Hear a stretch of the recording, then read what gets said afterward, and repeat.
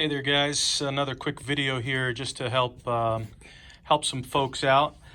What we're looking at here is 3-speed, the classic 3 on a tree, 3-speed gearbox transmission from 1951 Chevy, and that's the case.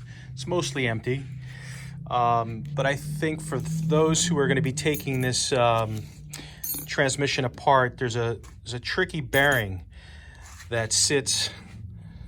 See if the focus will come in. It sits down there in the middle of the case, and I can't get it to focus.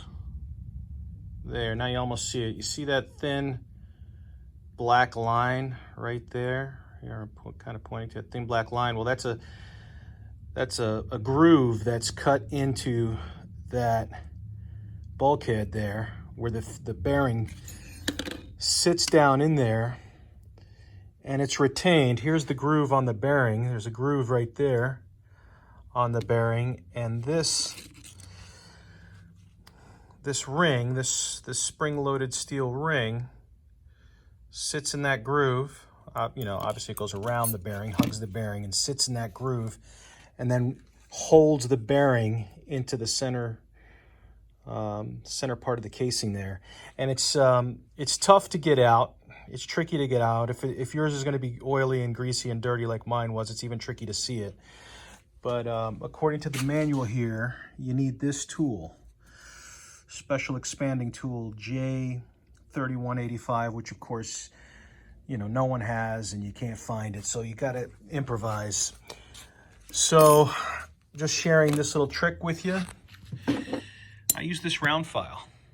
It's a rasp, but it's got the same curve as the housing there. So you can just fit it right in there where that little cutout is. See that little cutout right there?